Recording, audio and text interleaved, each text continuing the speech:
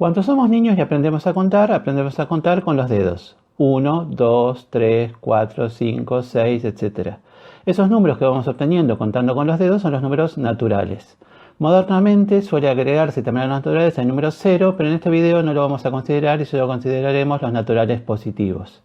Los primeros en estudiar históricamente los números naturales sistemáticamente fueron los pitagóricos en el siglo VI a.C. ¿Por qué los pitagóricos estudiaron sistemáticamente los naturales?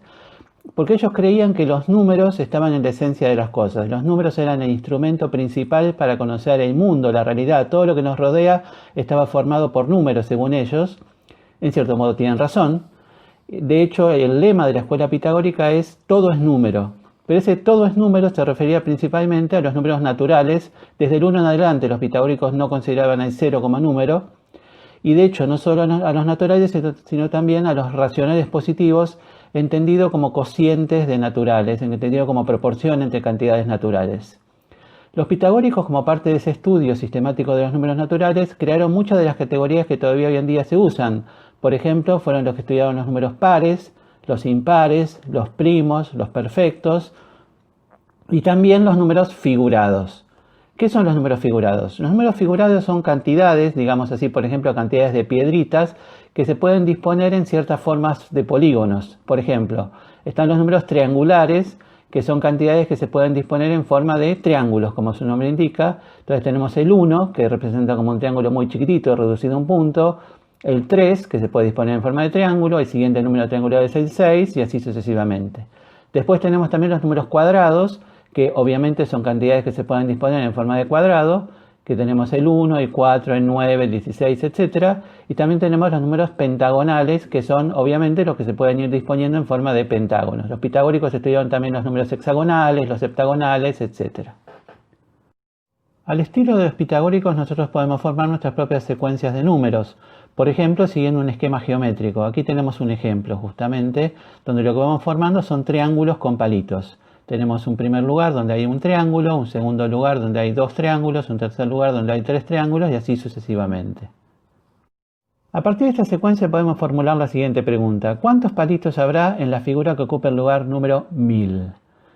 Una forma de responder esta pregunta sería seguir armando la figura, seguir agregando los palitos que sean necesarios hasta llegar a la figura número 1000 y contar en ese momento cuántos palitos usamos.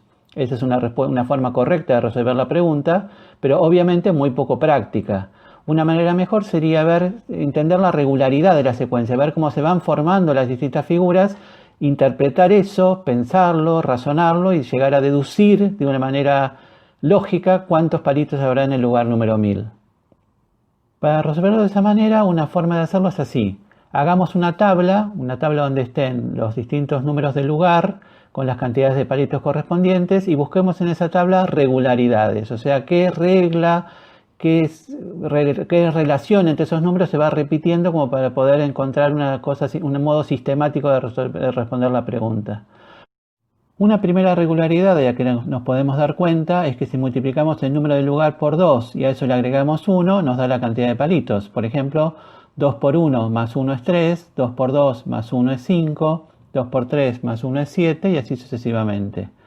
Una segunda regularidad de la que nos podríamos dar cuenta es que el primer número es 3, la primera cantidad de palitos es 3, y después vamos sumando 2, o sea, la primera cantidad es 3, después es 5, después es 7, después es 9, o sea, podemos decir que para obtener la cantidad de palitos al número 3 inicial le sumamos 2 tantas veces como hemos avanzado, o sea, un 2 por cada lugar que vamos avanzando. Esa sería una segunda manera de expresar una regularidad en la tabla.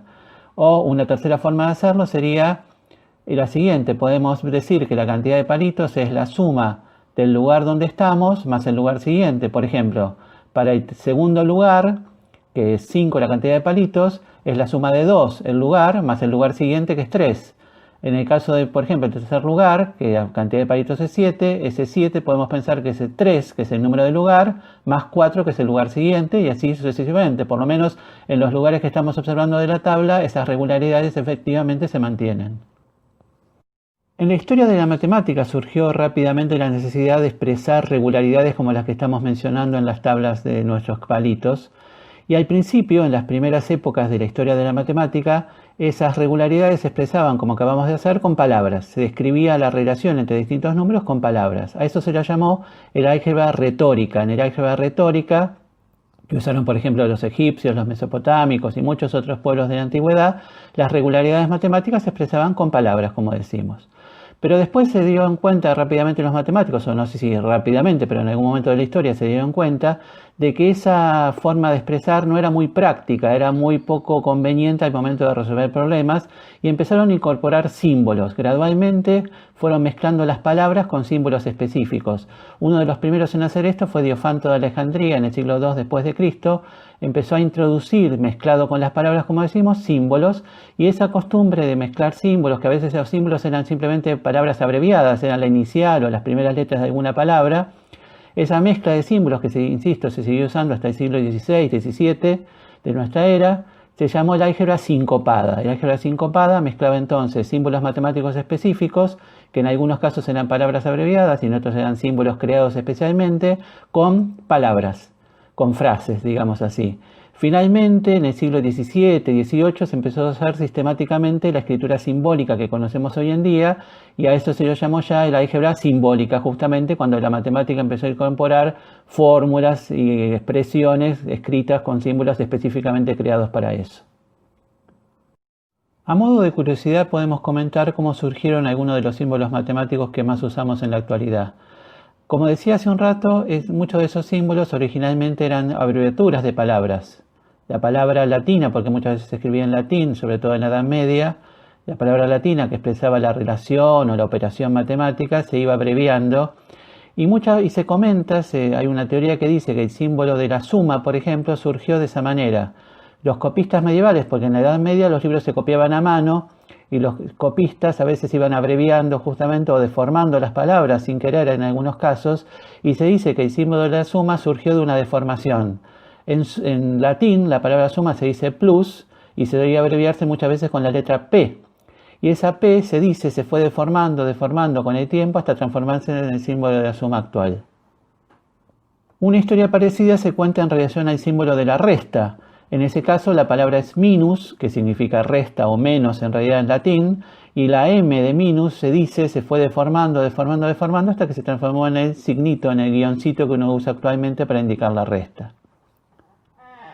De otros símbolos sabemos específicamente quiénes fueron los primeros en proponerlo. Por ejemplo, el signo igual, que usamos actualmente para describir la igualdad, fue propuesto por primera vez en 1557 por el inglés Robert Recorde. En realidad, el igual representa dos rectas paralelas.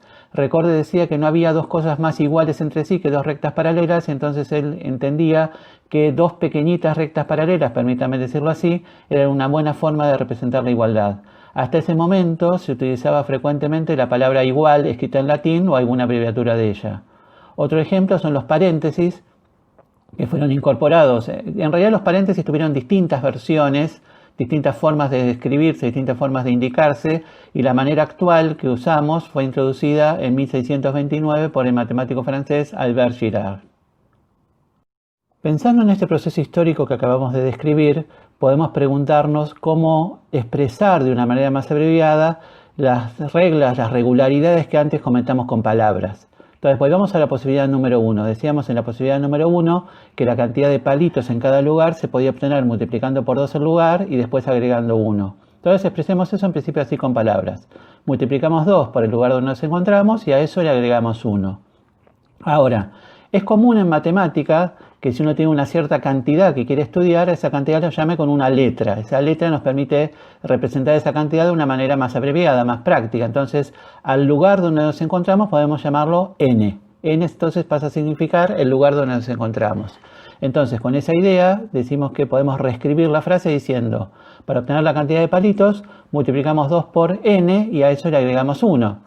Pero bueno, multiplicamos 2 por n también lo podemos expresar de una manera más práctica. Podemos decir simplemente 2 por n.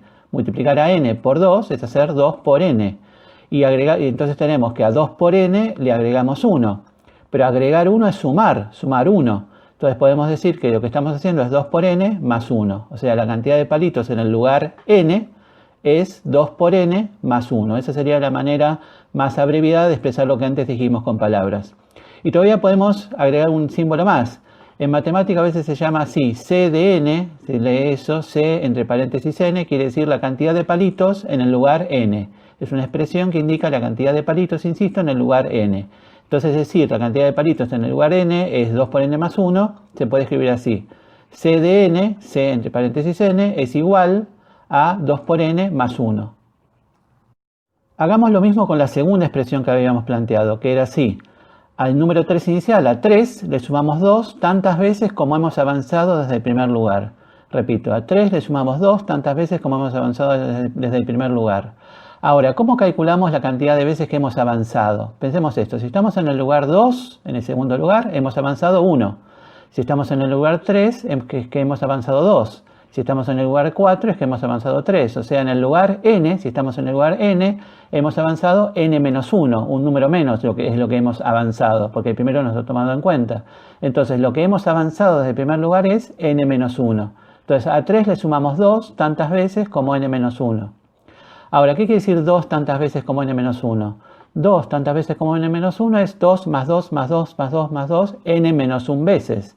O sea, una suma reiterada del 2, n menos 1 veces. Pero una suma reiterada de un número consigo mismo es una multiplicación.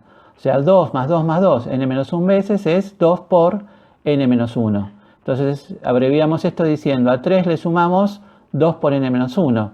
Le agregamos, le sumamos. Bueno, le sumamos obviamente es la operación de suma. Entonces, la expresión queda finalmente 3 más 2 por n menos 1. Analicemos ahora la tercera posibilidad que decía así, al lugar donde estamos le sumamos el lugar siguiente.